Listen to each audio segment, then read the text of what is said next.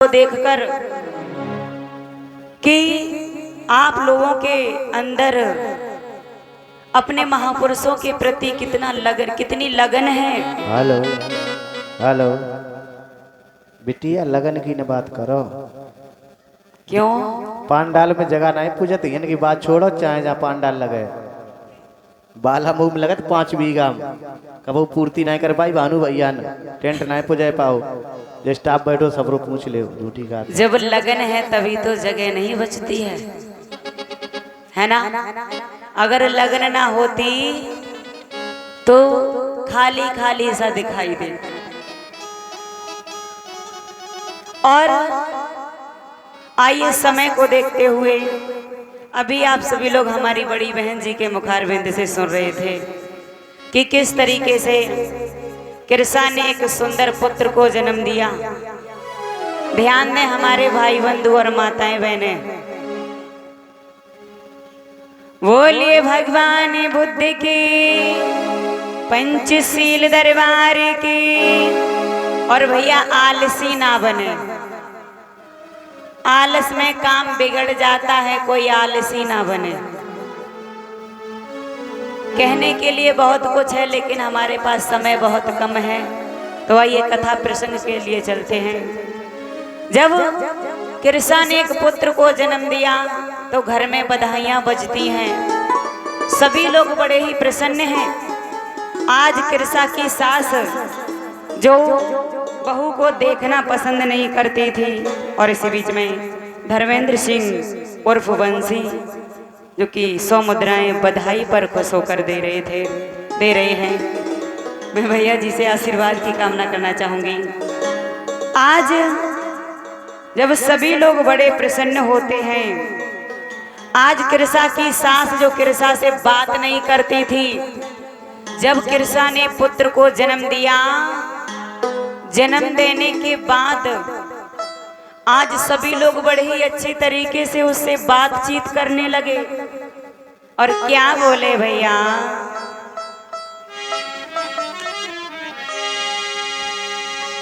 कि सास कहे बहू मेरी है और नंद कहे भौजाई है। और महलन के बीच में ओ भैया आज बाजन लगी बधाई है।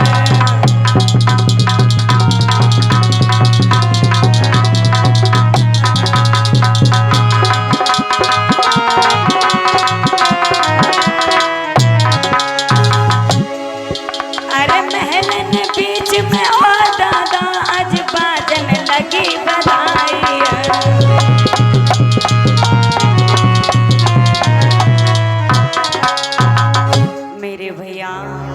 सभी लोग कृष्णा से बड़ी ही अच्छी तरीके से बात करते हैं और बड़े ही लाड़ प्यार से उसको रखते हैं। इधर धीरे धीरे समय बीत रहा है। आज कृष्णा का पुत्र 5 वर्ष का हो जाता है। कृष्णा जो है पूरे दिन घर का कामकाज करती है। इधर कृष्णा का पुत्र जो है बड़ा ही नटखट है। मैया पूरे दिन घर पर काम करती है, तो कहीं बर्तनों को फेंकता है इधर उधर, कहीं कूड़े को बगराता है। आज मैया ने परेशान होकर एक बड़ी ही सुंदर सी गेंद बनाई और अपने बेटे को पास में बुलाया। कहा, बेटा मैंने ये गेंद बनाकर तैयार कर दी, तुम जाओ बगीचे में जाकर गेंद को खेलना। आज कृष्णा का पुत्र चला है अपने साथियों को संग में लेकर बगीचे में गेंद खेलने के लिए। तो होता क्या है, काफी देर तक गेंद को खेलते रहे और खेलते खेलते उस गेंद को एक बच्चे ने झाड़ियों में फेंक दिया। जब झाड़ियों में फेंक दिया तो कृष्णा का पुत्र उस गेंद को लेने के लिए स्वयं चल दिया और जब गेंद के पास में पहुंचा तो वहीं पर एक जहरीला सर्प था। ध्यान दें हमारी माताएं बहनें, उस गेंद के पास में ही एक जहरीला सर्प बैठा हुआ था। जैसे ही कृषा के पुत्र ने गेंद उठाने के लिए हाथ को बढ़ाया, वैसे ही वो सर्प उस बच्ची को काट लेता है। आज जैसे ही बच्चे को सर्प ने काटा, वैसे ही वो वहीं पर गिर जाता है। आज जैसे ही संघ के साथियों ने देखा कि कृषा के पुत्र को सर्प ने डस लिया, एकदम से दौड़े दौड़े गए मैया कृषा के पास में, कहने लगे मैया जल्दी चल मैया, तेरे पुत्र को एक जहरीले सर्प ने डस लिया है। और इसी बीच में 101 मुद्राएं राम बाबू भैया जी की धर्मपत्नी की तरफ से आ रही हैं। मैं भाभी जी से आशीर्वाद की कामना करना चाहूंगी, सदा ही सीलों का पालन करें, सील हमेशा इनकी रक्षा करें, भगवान बुद्ध की करुणा और दया इन पर बनी रहे।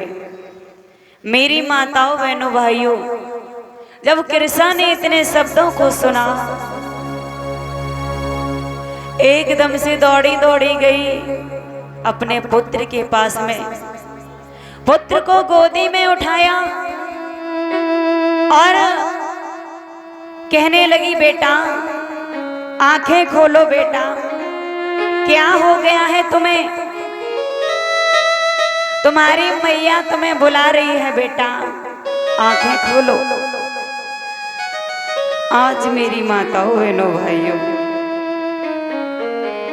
आज कृषा बड़ी ही बुरी तरीके से फूट फूट कर रोने लगी। और क्या बोली आज रोकर,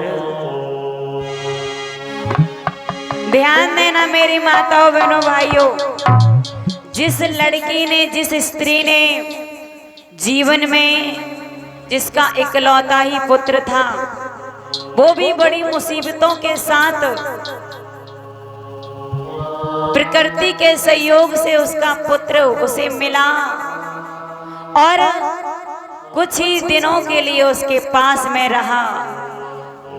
आज वो इकलौता बालक उसे छोड़ के चला जाता है, तो क्या बीतती होगी उस माँ पर जिसका अकेला ही बेटा था और वो भी इस संसार को छोड़कर चला जाए।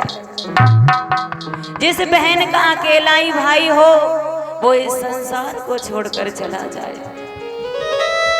पूछिए उस माँ के दिल पर क्या बीतती होगी।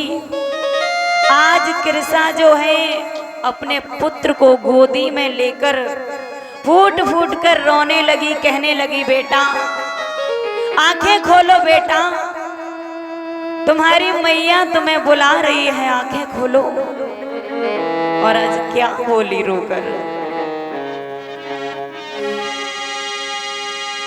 कि प्राणन प्यारे बेटा मुँह से मैया कह बोल, प्राणन प्यारे लाला मुँह से मैया कह बोल।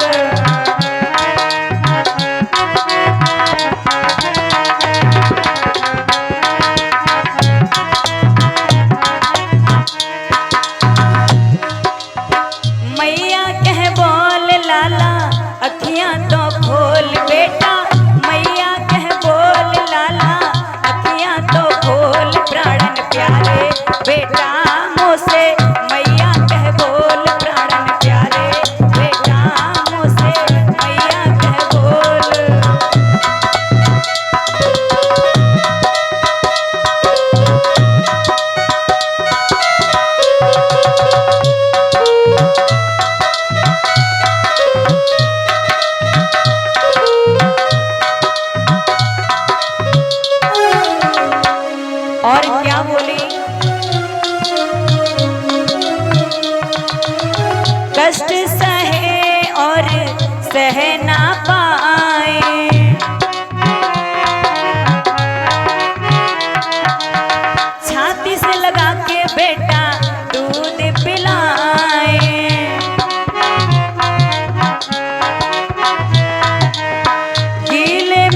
सोए और सूखे में सुलाए।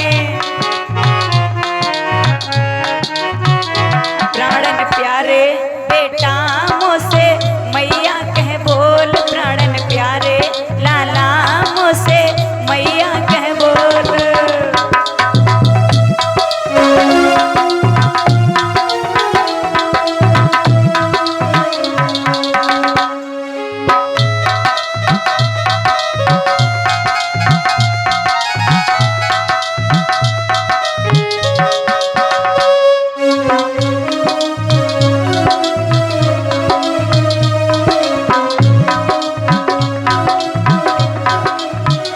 और क्या बोली रोकर, सास नंद ने घर से निकालो,